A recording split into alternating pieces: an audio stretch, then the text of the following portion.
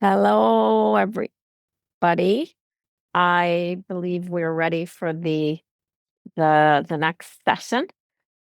Just before I introduce the session and the speakers and myself, not in that order necessarily, I want to just remind you of the accessibility features of Zoom. There's captioning available by clicking on the tab at the bottom of your screen. The font size is adjustable. My name is Tracy Isaacs, and I am an older woman of color with short gray and dark brown hair. And it is really great to be here. And I congratulate and thank Shelley and her team for such a well organized and accessible conference. Thank you for offering me this opportunity to chair this panel. I'm joining today from Western University, which is located on the traditional lands of the Anishinaabeg, Haudenosaunee, Lenape, and Chinanton peoples on lands associated with the London Township and Sombra treaties of 1796 and Dish with One Spoon Covenant. And now to the presentations, which I'm very excited about. The panel is called Allies, Animosities, Besties, and Betrayal. And we have two speakers. Each of the speaker will present for 25 minutes, and then we'll follow that with a 15-minute Q&A. And please put your Q&A questions in the Q&A box rather than the chat. The chat tends to be harder to keep up with. I'm going to focus on the questions in the Q&A. If a wayward question ends up in the chat, can somebody let me know, because I'm not likely to be monitoring that as closely when we get there. Okay, so the first speaker is Élaina Gauthier-Mamaril from Sheffield, and the title of the talk is Politics of Urgency, a dialogue between Philippine Nakem philosophy and Crip theory. Élaina. Hi, my name is Élaina Gauthier-Mamaril. My pronouns are she and they. And I am joining you from Sheffield, England right now. I appear today as a light-skinned Filipinx woman with short, dark, curly hair. I'm wearing a dark green cabled sweater, and my living room is blurred out behind me. So I will attempt now to share my screen, and we'll see how that will go. Is that visible to everyone? Yes, we're seeing that. Thank you. Wonderful. All right. So I will be presenting some, excuse me, work in progress that I've been doing on Philippine philosophy. So some of you might have attended past talks of mine that looked at Loob and Kapwa, which is another kind of subset, which relates to the Tagalog language. So today I will be presenting on Ilocano philosophy of Nakem and cosmic Nakem specifically. And just as a disclaimer, I am not, and to my knowledge, my family is not Ilocano. So I apologize in advance if I don't pronounce things correctly. Also, I am not a world expert on Nakem philosophy.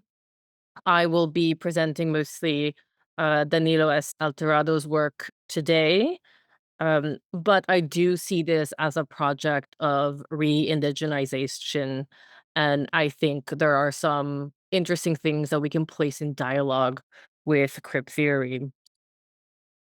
So this is an overview of the session. I will discuss why now. Why am I choosing to talk about this now? Why do I think this is relevant?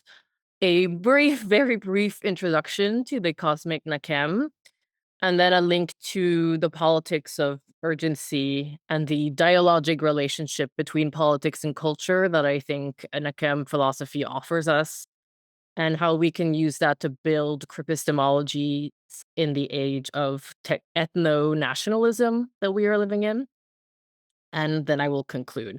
So here we have the cover of the book that I'm mostly pulling from for today, called Wisdom and Silence, Essays on Philippine Nakem Philosophy by Danilo S. Alterado. and we see an image on the top of a close-up of a hand on a potter's wheel covered in clay, and on the bottom it's a brown hand weaving with a traditional loom. And so we will see that like attention to this kind of like making is very important in the Ilocano philosophy. So first, why now? So we are celebrating 20 years of the so-called or like self-called Nakem movement when they held their first conference at the Ilocano Language and Literature program at the University of Hawaii at Manoa. So 90% of the Filipino population in Hawaii speaks Ilocano and is of Ilocano descent. This is thanks to US imperialism and sugar plantations. So the link between the US colonizing the Philippines and taking over Hawaii is alive and well there. So we're celebrating 20 years of this movement, specifically looking at philosophy that comes out of these people. So the Ilocanos are the third largest ethno-linguistic group in the Philippines. They have about 9.1 million speakers worldwide. So some of those live in the diaspora. And here we have a map of the Philippines. So the Philippines is roughly 7,000 islands. The Ilocanos are primarily on the largest island called Luzon, which is at the very north. And if you look at the map, and if you kind of hold out, if you have a right hand, if you hold out a right hand in front of you, the Luzon is kind of shaped like a mitten.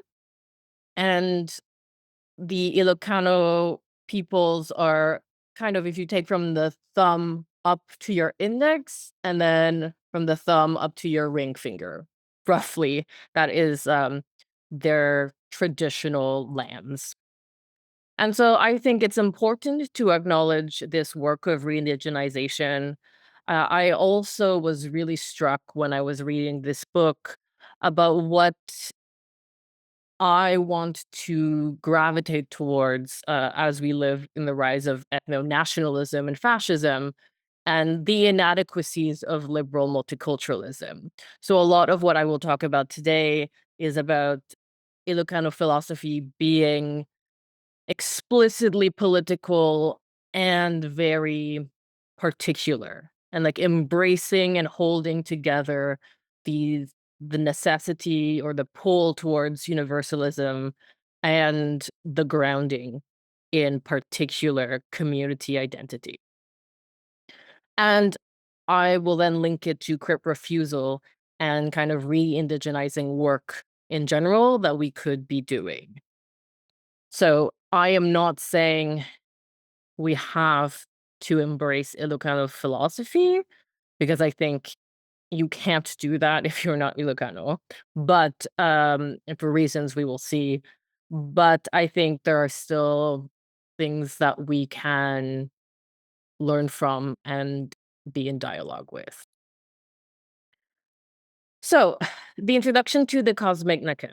So similarly to Loob and Kapwa in Tagalog, Nakem means the combination of fullness and interiority. It always involves what we would call maybe the self and the other together, and you can only understand them as a relationship to the whole. So Nakem specifically rejects the division between the ontologic, the ethical, and the political conceptions of the self. Nakem is always all of those things at once. So it is a challenge when we're coming from a kind of European American philosophy framework to try and understand this. But basically, Ilocano philosophy has to be enmeshed with daily life and daily practice. And so Nakem is often paired with ulimek, which is their word for silence. And so this is the idea of wisdom and silence have to come together. And the Ilocano will differentiate between knowledge that we can learn through practices and education and wisdom that is integral to our worldview and how we act in everyday life and how we comport ourselves. So Nakem is wisdom rather than knowledge in that sense, if we want to like break down the epistemology. And the idea of silence, which is something I would love to investigate further from a disability point of view, because I find like calls to silence can sometimes be very ableist. But silence in this sense is meant the kind of backgrounding of the critical, rational side of ourselves and a kind of openness to the rest of nature, which includes other human beings, but includes um, land and sky and waterways and animals and things like that. So, this idea of practicing wisdom and silence is practicing the language of words and the practice of the absence of words and how those can be echoes of each other to create this fullness. And what is very important that Alterado points out is that the cosmic Nakem is essentially mediated through language and cultural practices. You cannot dissociate them. So the worldview of the Ilocano has to go through the language, the songs, the rhymes, the proverbs, the ways that they relate to each other through language defines the self in that way. So it is impossible to think of the cosmic Nakem of belonging to like nature with a capital N without this relationship to language. But as I've just mentioned, the relationship to language also includes a relationship to silence. And so we have a quote here saying that, quote, the Ilocano Nakem is communicative and interactive. It always and already embeds itself in the concrete discursive domain of social life, end quote. So when we're thinking about re-indigenization, it is not about trying to capture a very static understanding of the Ilocano essence, if you will. No, it is through this relationship to language, including reappropriating language. So something that is very important to note is that, for example, we have the call to like always communicate in English in the globalized world. And that is true as well in the Philippines, but also Tagalog or Filipino, which is mostly Tagalog, is a kind of imposed national language that is kind of erasing local cultures. And so this sense of urgency that Alterado and other people in the Nakem movement are pushing for are saying, you know, it is a relationship to a language that has been elided, erased, and that some people may have to relearn. Also, it's not just because you are raised speaking Ilocano that you understand this like deep relationship to um, this worldview. It is something you need to reconnect to. So it's not just because you speak it automatically you're in this. And it's also not because like you grew up in the diaspora and you don't speak it that you're not Ilocano. So there are roughly 4 frames of the self. I will try not to spend too much time on this. Um, but they will call these the panuli. So the panuli are posts that are traditionally in the huts that they would build. So basically they're propping up your entire building. And so you would have the cultural aspects of the Ilocano. This is all according to Alterado, okay? So I'm willing to have other sources come in. But according to him, um, the Ilocano pride themselves on being very hardworking. It's a very harsh kind of agricultural like landscape in the north of the Philippines. And so you have to like work really hard to provide for yourself and your family. So this idea of always being productive and hardworking is like a cultural thing. At the same time, you have a relationship to capital L land, like many other indigenous people. So you don't see the land as a resource for you to extract from, but as another being you are in like a push and pull and a more holistic relationship with. And this shapes the relational and communal situation. So Alterado describes the Ilocano as stubbornly feministic. So this is similar to other Filipino ethno groups. Sometimes the Ilocano will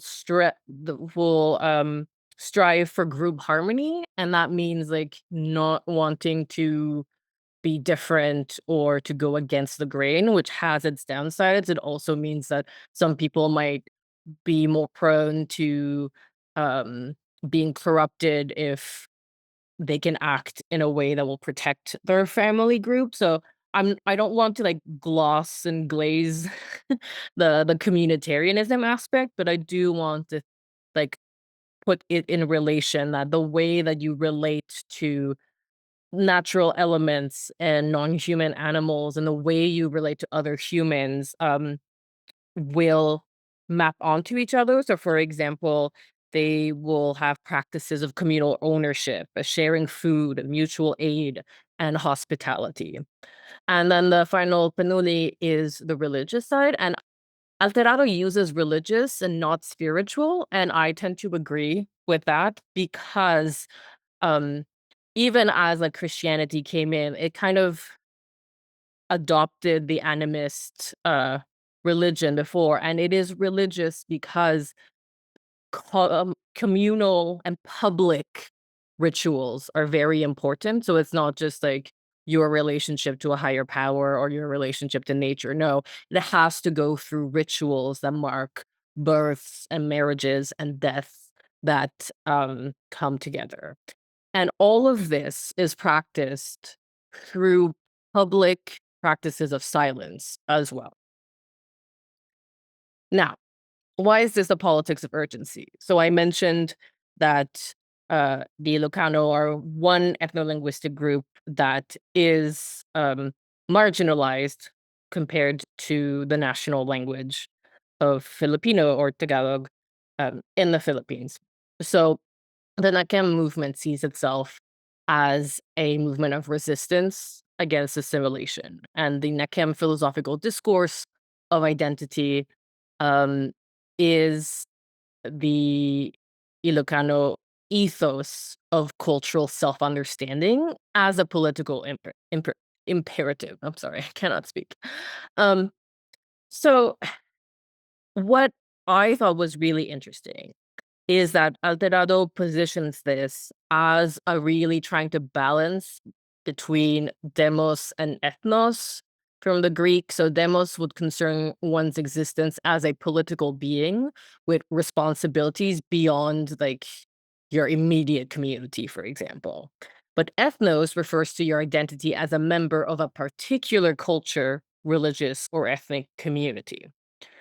So for Alterado, human existence unfolds and perfects itself by intersubjectivity. So you can never divorce these things.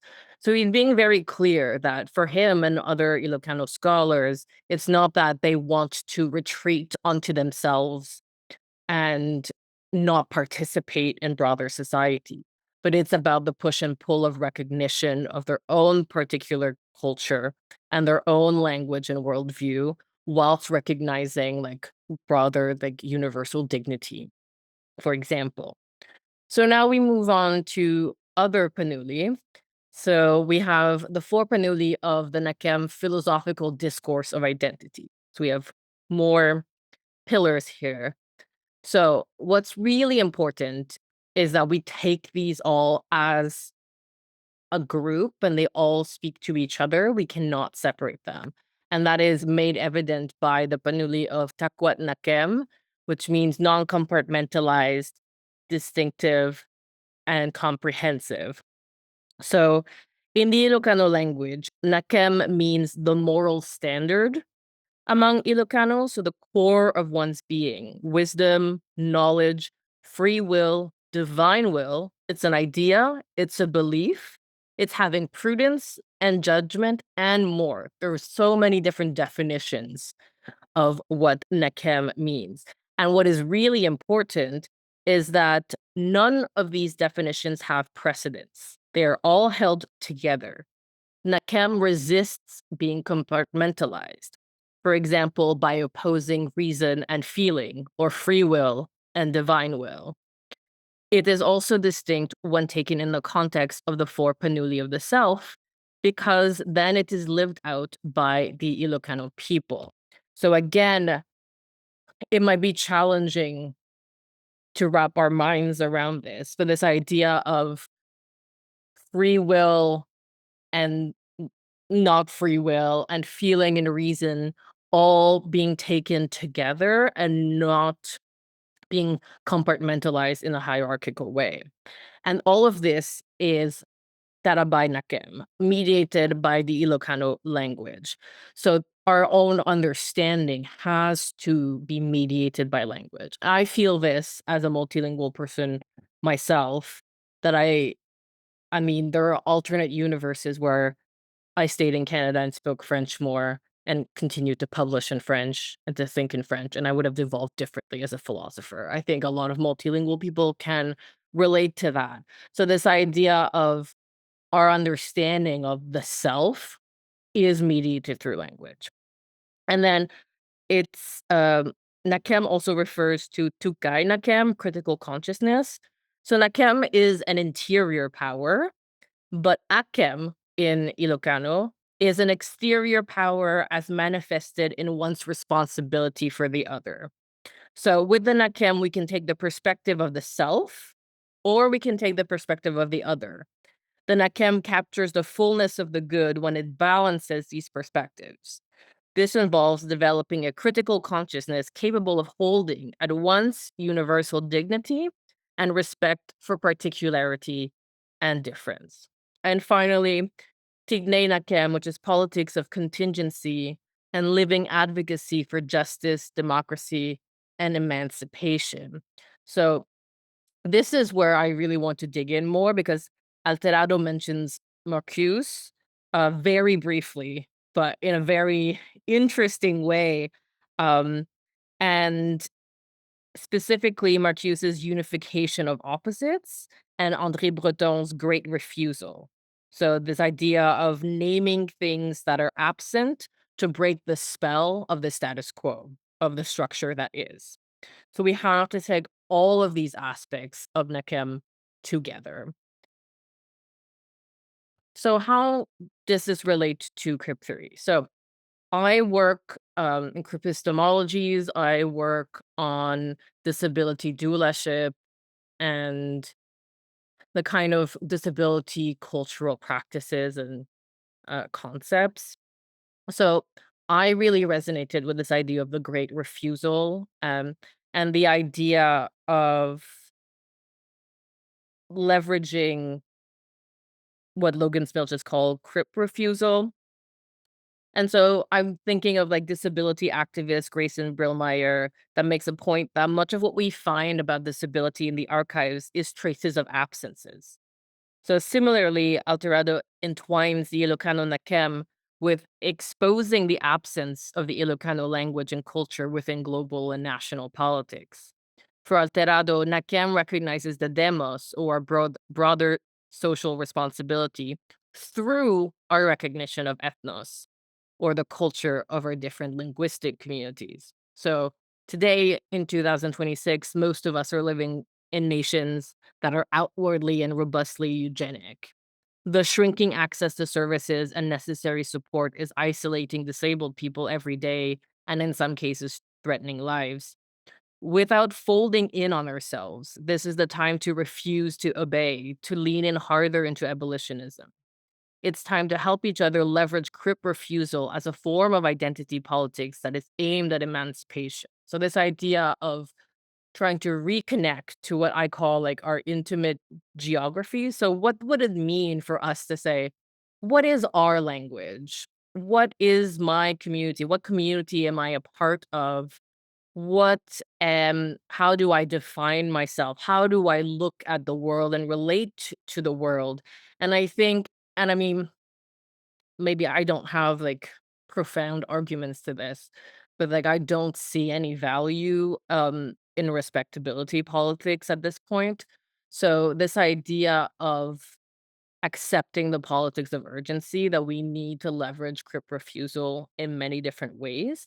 And one of those ways is in like refusal of AI. This might be controversial, but the way I see how AI is being pushed on us as a society, and I see it within university systems, um, it reinforces a world that values outcomes and productivity. So I want to go back to the first panuli about like the Ilocano thinking, being very prideful about their productivity. But that is not productivity in a capitalist sense. It is a productivity that values the skills, the process, the way that people invest in bettering their lives and providing for themselves and their families. It is not about accumulating lots of material possessions. It is the kind of productivity that is invested in life as opposed to creating dead labor, as Marx would say.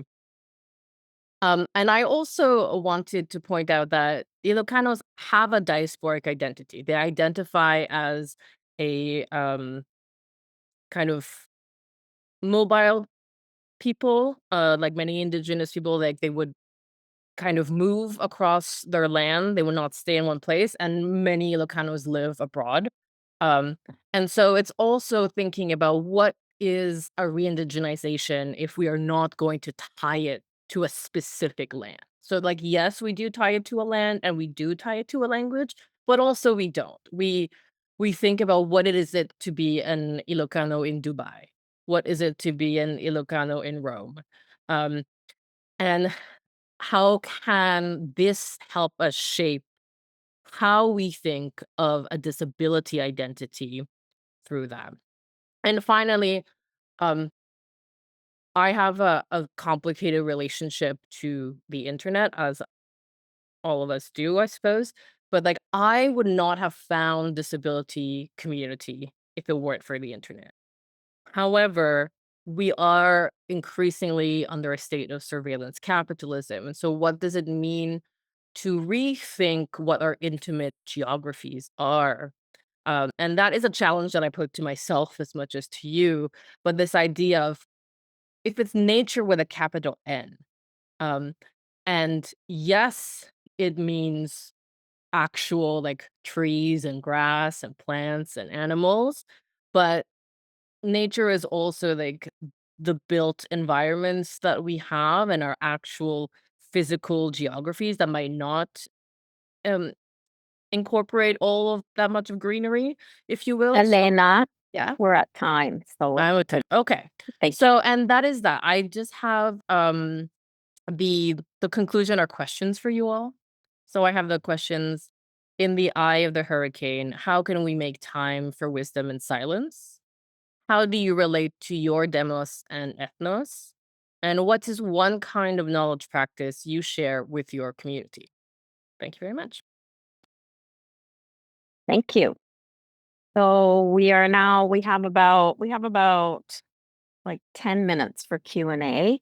So please remember to put your Q&A questions into the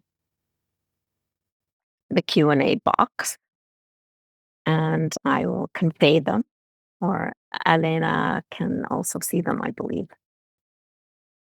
You gave us so much to think about in a very short period of time. I know. People are still pulling their questions together.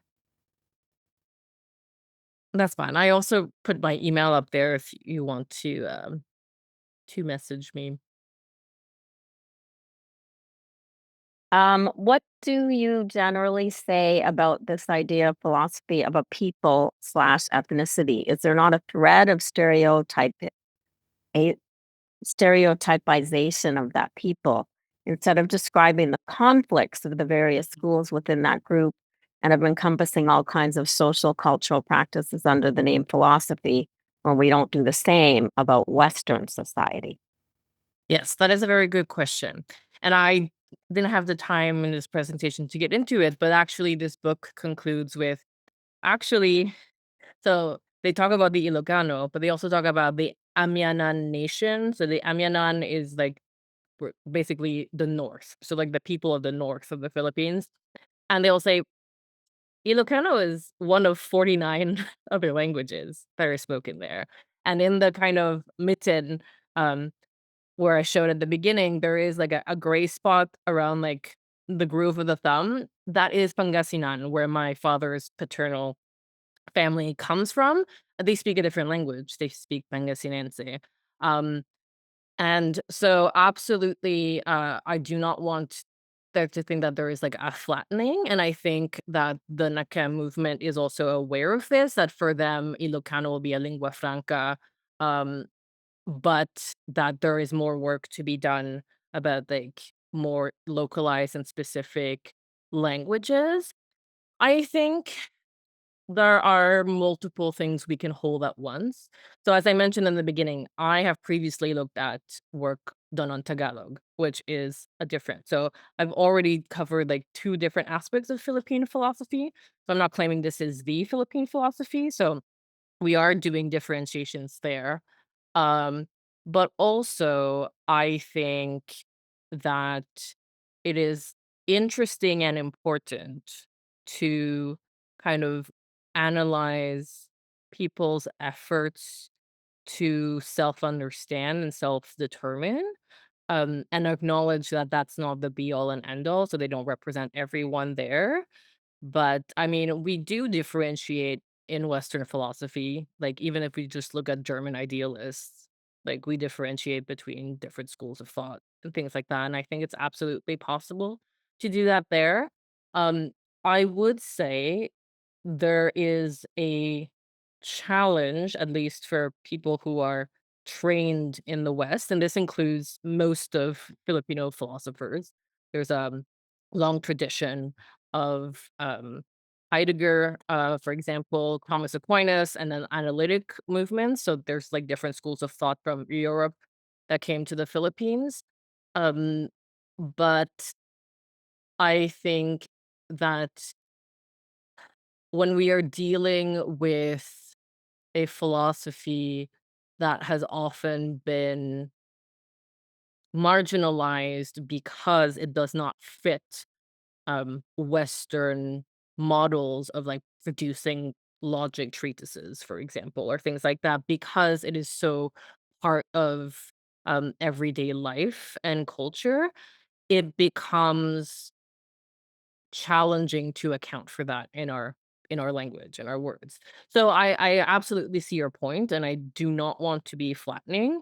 And again, this is my presentation on this. I'm not claiming to represent all of Nakem philosophy, but I do think it is interesting to kind of resist the notion that we should be able to account in one language. Well, see, even calling it culture instead of philosophy is a loaded term. Um, because a lot of this idea of like, yes, cultural practices are part of it, but what Alterado is claiming is that these cultural practices are constitutive of expressing ontological reality and this idea of how we situate ourselves in the world. So, I mean, we can debate semantics, but I would say it is pushing against something to call this philosophy. Okay, you have got two more questions and we've got 3 minutes. So Okay. I'm going to read one from Emily. Élaina, thank you for this talk that brings so many threads together. I really appreciate how you pay attention to the specificity of the Ilocanos and the Nakem, as well as suggesting that the audience think about their own ethnos and lineages. What do you think are the bigger takeaways for the question of indigenization of academic disciplines overall, and specifically indigenization of philosophy of disability? Okay, well, I can't answer that in 3 minutes. Okay, I'm gonna tell you the other question is okay, about yeah. AI Okay. as an action against the Crip community. Should do the okay. It's interesting that you framed resistance against AI as an action that the Crip community should do, following the example of the politics of urgency and the Ilocano people. Can you develop how, in your view, AI is a threat to the Crip community or something that they should resist Mhm. against? So you can answer both or one or Yeah, the I other. guess, like, both, they kind of come together, but I won't say too much about AI because there's a whole, like, panel. We'll be discussing that later, but briefly, I would say that so when I talk about AI, I don't only talk about the technology itself, but I talk about the systems of deployment and how it is being politically used as well, and so I think that AI is amplifying already ableist structures about who matters, who is a person, or like who contributes, who is worth spending resources and public money on.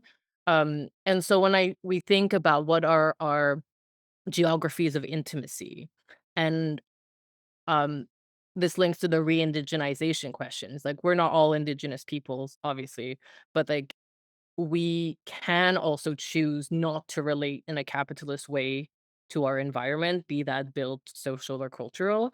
And so it is this idea of, okay, we are here on this earth now. How do we choose to relate? And I do think that the big push of like the accelerated adoption of AI and of being told that this is a necessity is pushing a necessity of eugenics. Great. Thank you so much. This was a great session, great Q&A. Let's give all uh, some applause to Élaina. And now we have our second paper of the panel, which is by Kristin Rodier, and the title is Under Feminist Cover, Disability, Fatness, and the Politics of the Grotesque. Oh, there's a new title. Whoops, that's You my read it. mistake. Okay, great. Thank you, Tracy. Um, can everyone see my slides? And everyone can hear me? I guess I'll Yes, ask thank you. that. Okay, amazing. Um, so I am a fat white woman with red glasses. I've got shoulder length brown hair and some kind of starch color going on today, and messy bookcases behind me. I'm coming to you today from a place called Pehonen, located on Treaty 6 territory, specifically Amisquahiskakan, the lands of the Plains Cree, the Woodland Cree, Beaver Cree, Ojibwe, and the homeland of the Métis people of Alberta, also known as Beaver Hills House. I want to just start off by thanking Shelley for inviting me and for all of your work keeping this community going. I really liked what Melinda said this morning. A vibrant discursive arena. So I wanted to say this is a vibrant discursive arena I look forward to every year. Um, and thank you to everyone else who organized and made this conference possible. Today, I'm thinking about, I see a lot of people who are here that have seen my presentations before. I'm doing something a little different today. I'm bringing in some of the work that I do with Cindy Baker. Um, I'm thinking about feminist uses of fat suits and the grotesque, specifically when those uses reproduce harm under the cover of feminism and when they open something with liberatory potential. The sort of first half of this paper really focuses on those sort of regressive uses. The second half really focuses on the liberatory potential. Um, this paper was written with Cindy Baker. She's also pictured on the title slide here with me, also a fat white brunette with glasses. We are together in this picture. It's a picture of us in a printed book where we appear talking about our scholarly and artistic and friendship relationship and how we work together. Thank you to the earlier presenter who reminded me of the term access intimacy. So there's a lot of ways in which we work together and work for each other. And she's taught me all about art, and I love her. So Cindy is a fat, queer, disabled multimedia performance artist based in Edmonton, and we're also part of a fat activist collective. So one thing I'll say about this title slide also is that there is a link to my website, which is just my full name.com, Kristin Rodier, where I have my slides, my transcript for today, and also a version of the full paper. If you want to take a look at any of those things, I'll have them up for a little while. So my second slide is a bit of an ad for two fully open access works.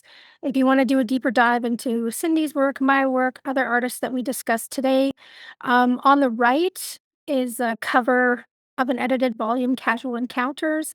It's an artist and scholar's engagement with Cindy's work. On the cover is a still photo from a performance of Cindy's entitled Crash Pad. And you can't tell from this photo, but the gray sort of part on the bottom is like a pill case, and then there's a pill mattress, and so it's thinking about medication and rest. Featured are 4 feet tangled up in a bed with a blanket. One of the feet has tattoos. Um, and the other work on the left is the cover of a most recent issue of Excessive Bodies, a journal special issue on critical fat phenomenologies that just came out with. I'm the guest editor with Raman Pripara, who's here, and Kelsey Ione. The cover features Cindy in a pink Western dress, nuzzling a horse named Fairy Tale. And in there are also some of the works that I discussed today. So that's why I'm advertising a little bit. The other thing is, an earlier version of this paper is available on YouTube. An earlier version of the first part of the paper is available on YouTube. This is just a thumbnail about how to find it. The previous title was Feeling Fat, Embodying Excess Through the Fat, Feminine, Grotesque. Okay, so there's 3 things today about the paper. First is that there's an impetus for the paper that dates back to events in 2021, where a local artist, Casey Campbell here, was wearing fat suits as part of her artistic practice. Something else I want to say is that there's 2 big cut sections, one on fat suits on TV and one on mascotting. So you can check that out in the longer version. And also, for today only, there's a new ending to this paper. So you're going to see a non-canonical ending today where I talk about our collective response to the local artists mentioned from 2021. So here we go. Under Feminist cover, Fat Suits, White Feminism, and the Politics of the Grotesque. I guess I keep changing my title. Sorry. Um, so why under Feminist cover? While the artists are literally covered with fat suits, their intentions and stated purposes lay claim to feminist politics. And it is this feminist political framing that we are interested in, and how specifically it is shielded pretty obviously problematic practices from critique. Just want to check my time. These artistic practices offer spectacles that cultivate, affect, mediate, disgust, and construct hierarchies of desire. These practices tell us who gets to leave the grotesque behind and how. And how does this function as a feminist resistance for the white feminist artists? So I'm really interested in that. Who gets to leave the grotesque behind? We find 2 moves that allow for the feminist shield to operate. One is to reframe feminist politics in terms of a response to fat phobia as a fight against feelings of bodily insecurity. And the second is using the grotesque allows for kind of exploration and ultimately overcoming of these difficult feelings. In staging what the artist fears becoming, these artistic uses of the grotesque metabolize fatness and disability as fear, metaphor, and also psychic prop. So the point isn't to shun all uses of the grotesque, but to understand ways in which it can operate to open or close liberatory possibilities. So in the end of the paper, I describe 3 forms of liberatory grotesque that are rooted in fat justice and fat community practices. So the feminism we define in this paper is arising from the uses and descriptions in artist statements. So that's where we're getting that definition from. It's sort of a neoliberal version of feminism. We're calling it a white feminism, which names how white supremacy has deployed feminism for its own purposes, specifically in ways that resist intersectional critique. So, in the cases we explore, feminist politics are narrowed to the question of how one feels in one's body. These feelings of discomfort align with repressive gender norms that also produce comfort in a white supremacist, ableist world of bodily normativity. That is, a white feminine normal body governed by a rational and normal mind. The grotesque arises when feelings of not being normal are metaphoricalized into disabled fatness, which is what a lot of these fat suits look like, all of them. What we are specifically interested in is how the grotesque allows for epistemic and artistic access or claim to fat and disabled experiences, and how that provides the artist with artistic and personal control and power.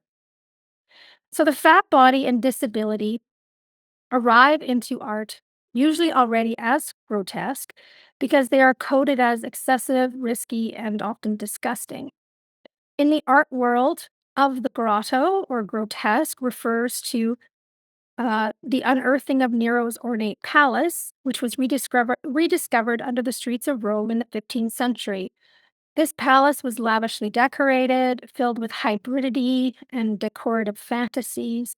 Thus, of the grotto means not bound by rules of normalcy, modesty, or moderation.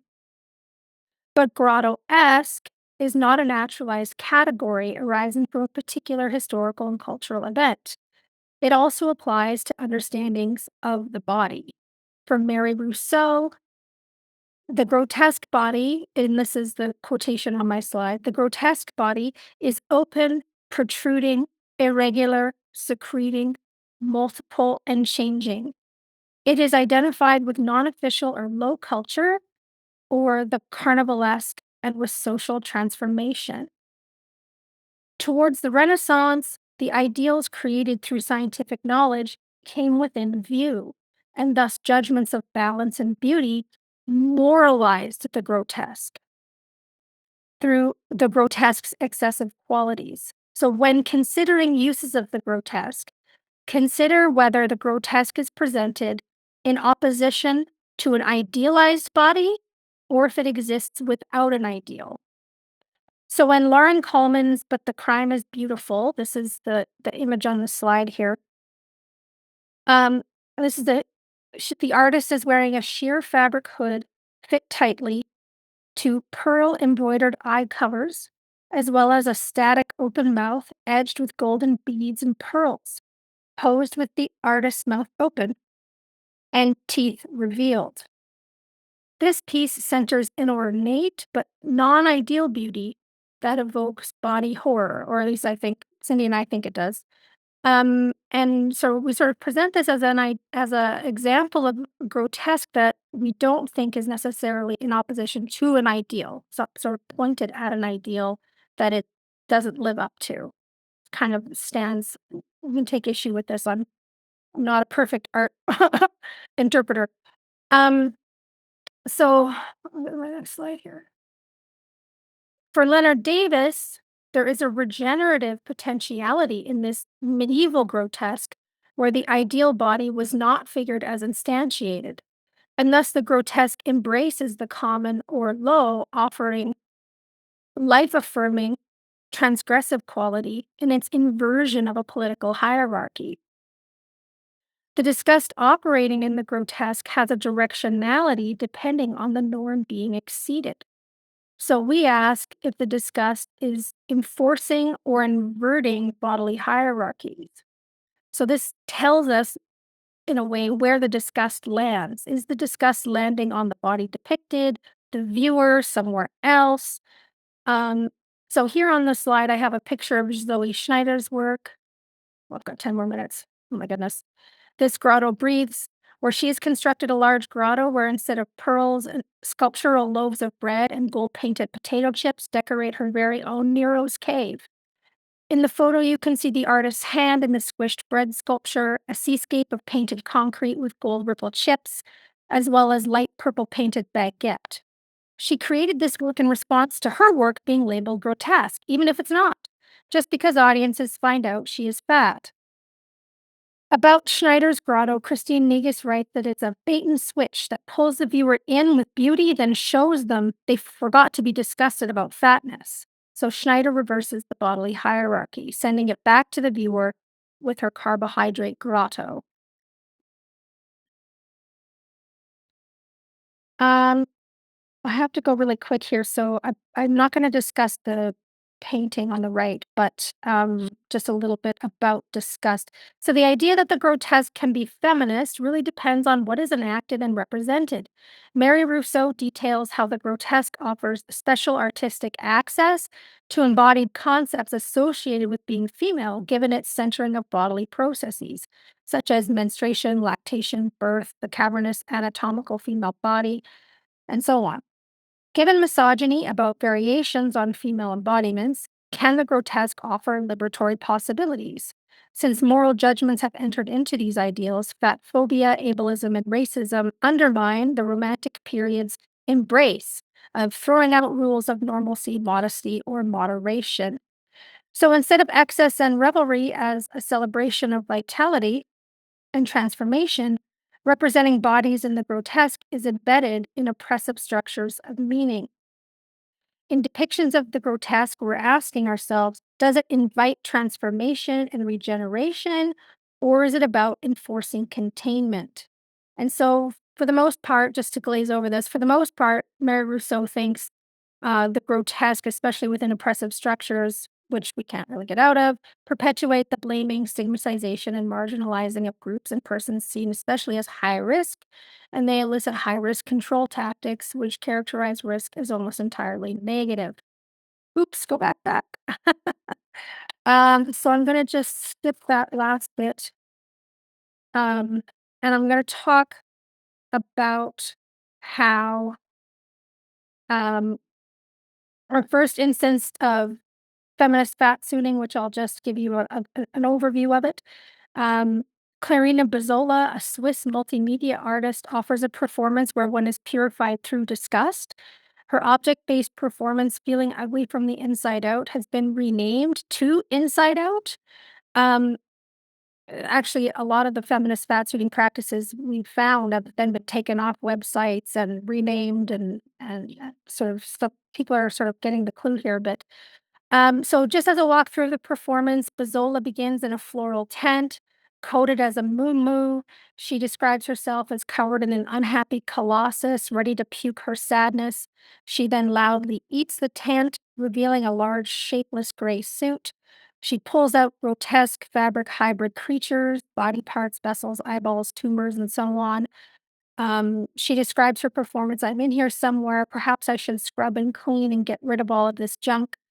From this pile of disordered creatures, she emerges naked from within a draped piece of pink satin. Her normatively slender white body is long and tall, resembling a model. The photo is entitled Vanishing into Thin Air. Um, Her symbolic death and rebirth, she frees herself from the fat, emerging beautiful and liberated. So here, fatness and disability are metaphoricalized directly against an ideal body who's on the inside. The grotesque is purged and contained, and the disgust is directly aimed at the purged fatness and disability. Another artist that we explore is Casey Campbell, a multimedia artist whose performances are more about sort of monstrosity, where she's in the fat suit, slithering, rolling around, or laying in dead poses. Her reasons are explicitly feminist about exploring her insecurities. She also makes sculptural work about flesh as well, that is often suspended, impaled, disfigured, bound, tied, and decapitated. Many of her sculptural and performance works are white flesh, but other flesh pieces are of textile concrete and other hard materials. Um, Her fat suits use stuffed pantyhose, nylon, and build out a wearable piece that evoke intestinal casings. So one of the cut section of the paper that talks about mascotting really talks about how there's this sort of real interest about insides, intestines, and what the fat body is like, and sort of opening and examining as part of the performances. So I'm really interested in that. Campbell's feminist empowerment is enacted through physicalizing what she does not want to feel like and then embodying that self disgust. So the intention here is deliberate causing of disgust reactions, physicalizing anxieties, changing feelings, and impacting an audience because there's real power in causing disgust in others.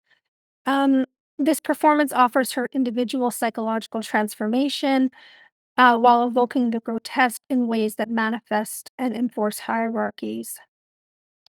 It does this in evoking disgust in the audience and assuring the audience of the thin body inside. The feminist politics allow for the artist to gain epistemic and artistic authority over fat and disabled bodies. These are my fears, right? Not literally, of course, but as a metaphor or a psychic prop. Um, Changing feelings about one's body means that the body is part of the instrument of artistic power in the performances, specifically the feelings a thin bodied person has about being disabled or fat. The functioning of artistic privilege here reiterates these oppressive systems. So, whereas fat artist bodies are read into any work that they produce, the thin body is read out of critique of feminist work about fatness. At least that's what we've experienced when we try to discuss this with artists. So, while the grotesque always embodies instabilities and transformations, we recuperate a liberatory grotesque focused on celebrating and reveling in fat bodies, choosing to highlight life's messy vitality um, in ways that directly and legibly make the viewer wrestle with their assumptions about what kinds of bodies are valuable. So, can this be done in a fat suit? Uh, to answer a bit cheekily, yes. Um, Probably not, but yes. Uh, this next slide has two images from a video project by Zoe Schneider that she did with Halloween fat suits entitled Everybody Loves a Clown. My slide has two images. One where there's a Halloween packaging for a fat suit hanging on the wall behind the artist, Zoe, who's a fat white woman sitting on a stool. She's taking the stuffing out of the fat suit. And in the second picture, Zoe is shown in an alluring pose, wearing the unstuffed fat suit, which is fitted to her actual body. She gazes at the viewer with her hand up in her curly blonde hair and wearing a red clown nose.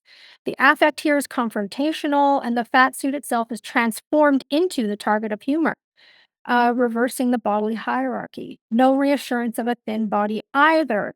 The body is placed in the performance itself as a risk, not as a reassurance to the spectator. Zoe is asking about her real and non metaphoricalized body. What is funny about her body? And I see her asking, what is empowering about wearing a fat suit? 3 minutes. Oh, it kills me to cut this one here. But my slides and my paper are available online. Um, I just want to get to my last, I want to loop back to the artist we mentioned, Casey Campbell. You can take 5 minutes, Kristin. Are you It's sure? okay. Yes, yes. Okay. It's okay. We Um, started a little bit late. Oh, did we? Oh, thank you. Cindy Baker's work States of Resolution 2021 was a series of intimate outdoor performances where each performance was different. The top left image, Baker is a fat white woman in a pink dress spreading canned whipped cream on her legs to shave them. Baker spreads the hairy cream on a bowl of strawberries. In the performance on the right, this is a photo from the end of the performance, end of a different performance in which she painted an arrangement of strawberries with gold paint and smashed them. In the photo, you see a number of gold painted strawberries laid out on a white fabric sheet. Cindy's arms are in the top right, smashing strawberries with a piece of concrete. The intimate, vulnerable, and joyful nature of the performances diffuse and challenge disgust while embracing the grotesque. Inviting an audience to view a fat person luxuriating in food, mixing and squishing bodies and ornate decor evokes and challenges the grotesque, specifically through a full display of a living, breathing, eating fat body that doesn't need to be overcome or purified, demonstrating that any moralizing disgust there is brought in through the viewer. So, our paper focuses a lot on individual artists, individual resistance. But I want to return to the impetus of this paper. So that's the artist, the local artist. Our Fat Collective became aware that there was going to be a sculptural installation of her work, which are impaled flesh blobs.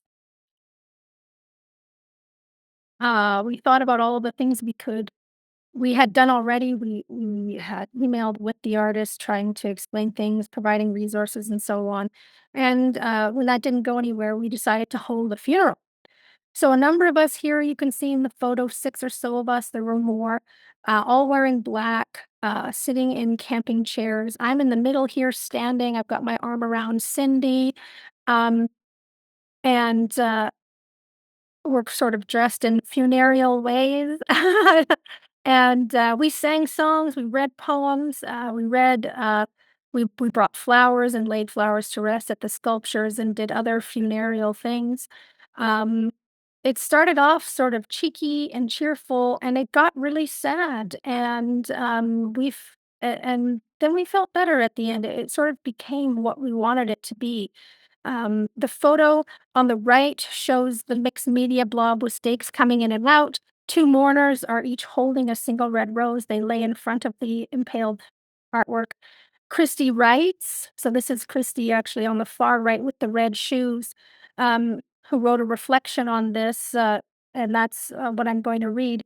I walk over to one of the pieces and I look down, imagining it as a dear friend or lover. We lay our roses on the figures and we wish them rest.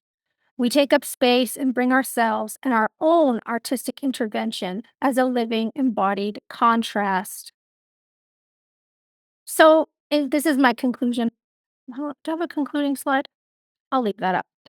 So, artists take risks and they fail sometimes. I get it. White feminist artists are not simply duped by fat phobia in conceiving of their performances, but they demonstrate how fat phobia is deeply invested in systems like racism and ableism in ways that feminism alone cannot resist.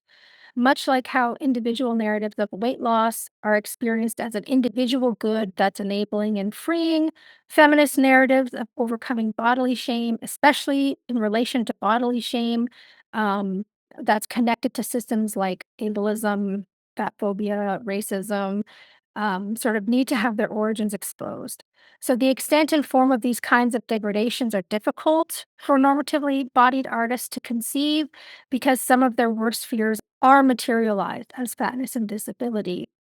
I think Christie and others point out that living fatness and disability contains social, medical, and structural violences, but also genuine possibilities for resistance that enact a regenerative, transformative, and liberatory grotesque. And I guess here I would add a collective response, a collective grotesque in a way. So that's the end. Thank you. There's some of my resources. Thank you, Kristin. They're available on my Very interesting. website.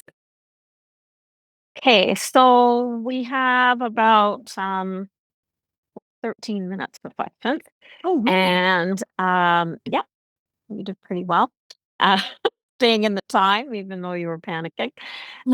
So we've got first, there's a question in the Q&A, but Shelley wanted to ask a question and she wants to come on and ask it. So we will give her organizer's privilege to be able to do that. So Shelley.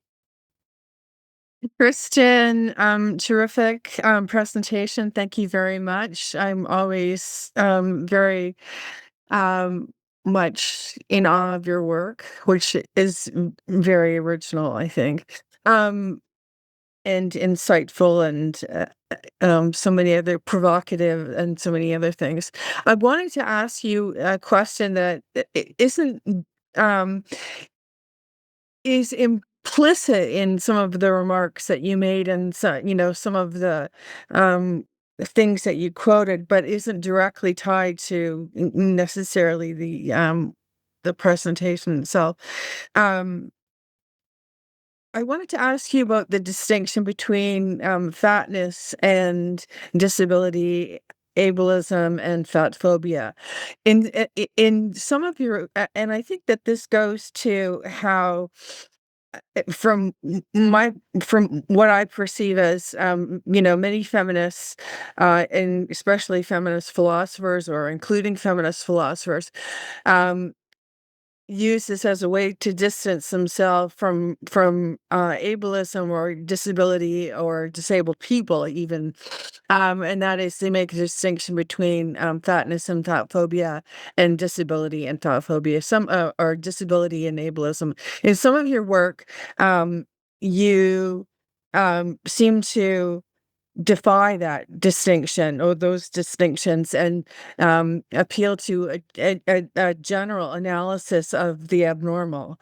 So I'm wondering if you could speak maybe a bit about the distinction, where you see it applies, and how you want to use it, and if you want to get rid of it or what. Thank you. Thank you. Thank you. Um, it's not often that you get a question from someone who's really been through your work, so thank you for that. Um, a couple things about feminism and fatness that I think are challenging.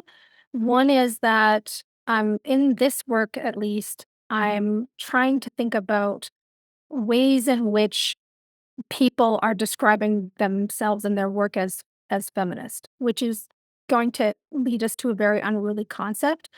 But that's sort of where we're going from drawing on artist statements. And so what we see there is a very specific form of feminism that's focused on um, you know, female bodies, using a female body in the art and then using that as a form of resistance, which gets narrowed down to how one feels. And so part of the claim in the bigger paper is that the reason why fat phobia gets sort of cut off from racism and ableism and brought in under a feminist purview, um, is because it's sort of seen as a feminist issue from the outset, how one feels about one's body. And so that kind of allows for that separation. Um, if you ask me, where do I see this going? Yes, I see all of them as I see fatness and disability as absolutely related. I'd love it if someone who's really good with words could come up with something like we have the term racialized fat phobia, which really sort of combines the kind of applied genealogy around the sort of particular histories of the development of particular forms of contemporary fat phobia. I'd like to see something also there that can sort of bring it all together. That's why I sort of abstract to the abnormal. But this is what, to me at least, and I'm sure there are other questions, so I'll try to be brief. This is what to me makes the grotesque so interesting, is because it is a site that holds them together and it makes representation really difficult. So it gives us a way of understanding how all those intersections come together. There are artists where it's more specifically about um, feminism is the entry point, but the disgust ends up demonstrating all of the intersections that are missing. Yeah. Okay, thanks very much for that response. Mhm. Thank you for that. Thanks, Shelley, and thanks, Kristin. So from Hypatia, it's a question about gender. Do you think that dysphoria connected to fatness or fat distribution is connected to this view of the fat body as not liberating or feminist? Or is there a certain way in which the disgust of the old fat, if you want, could be connected to a more specific difference of masculine and feminine fatness? Or would that also, in your view, be connected to different views on masculine and feminine fatness? I don't know if I That's a- read that very clearly. No, I think there's lots there. I follow Lucas Crawford, 2017, who says normative gender is slender.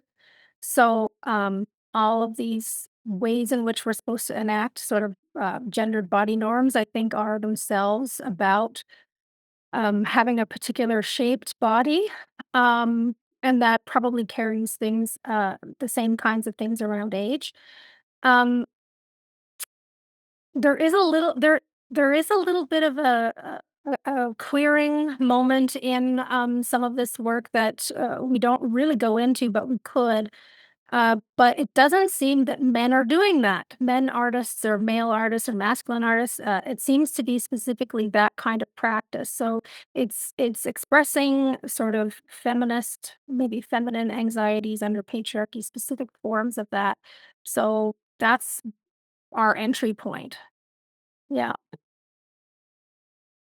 Okay, thank you. And I'm going to jump now to a question from Mitch, and then we can go back to Hypatia if there's time.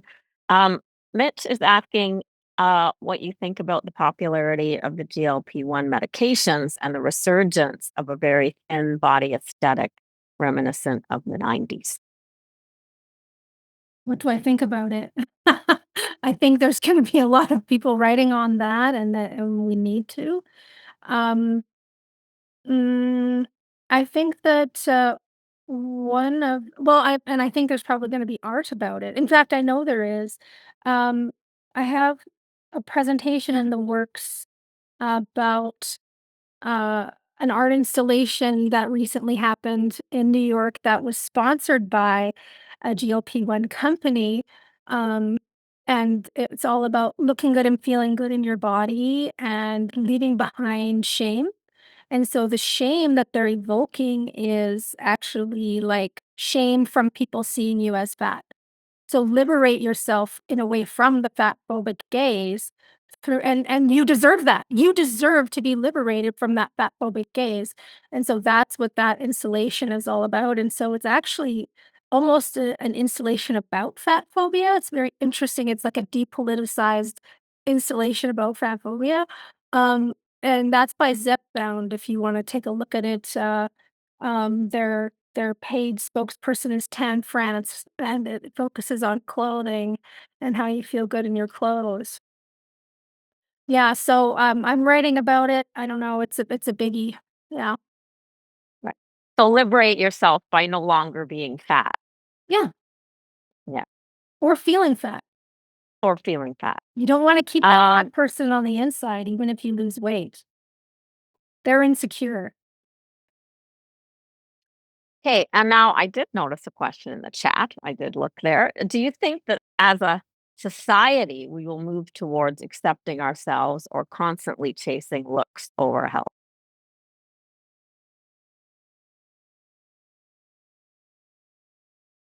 So is this sort of a question this is maybe a question that gets at the what we do about the grotesque, right? There's parts about the body that are about transformation, death, um, aging, orifices, all kinds of things that are about bodily transgression and um, change.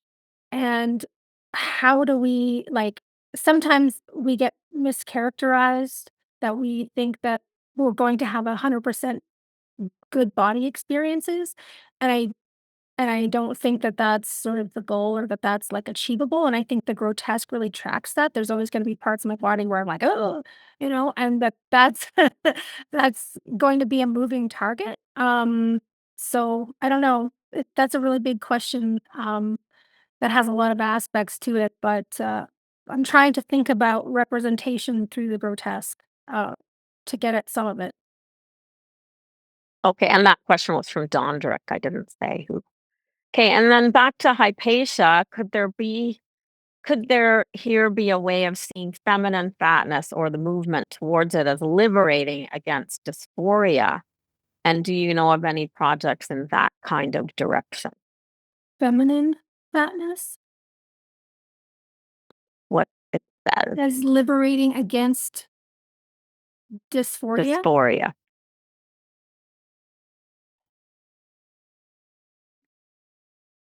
Well, I follow some of the work of Frances Ray White, who writes on sort of the fat trans intersection, who talks about um, sort of issues around body liberation and feeling good in one's gender as often some fat activist narratives about being seen normatively gendered as how one is experiencing being fat in a positive way. So I feel like a woman, and so what does that mean? I feel like a fat woman. And so how does that pull in still sort of gender binaries? And and I don't know. I think it has to do with this larger puzzle around meeting and transgressing norms. Um, the dysphoria, I think, is not addressed in our paper, but is in the background of these tensions between these feminist art projects and fat activism. And it's kind of where the rubber meets the road. And we haven't really been able to incorporate that in our writing because it's really difficult, because we know that it's a really difficult experience. And we don't want to be dismissive of that. Okay. Oh, wait, my alarm is about to go off. What great timing. It was like 2 seconds before the bell. So, thank you, Kristin, and thank you, everybody, for your great comments and questions, and thank you, Élaina, for your presentation. This was a great session. I was very pleased to be able to have this opportunity. It was good to see you all, and I will turn it back to Shelley. Thank you, Tracy, for your very conscientious and diligent sharing of the session. And thank you, Kristin and Élaina, for terrific presentations. And your responses to the questions were very articulate and very eloquent and also provocative and insightful. So we'll take a break until 5 after 2 and come back, and we will be we will observe and participate in a workshop on trans philosophy, forging alliances, trans philosophy, and philosophy of disability. So 5 after 2, see you again. Have a good break.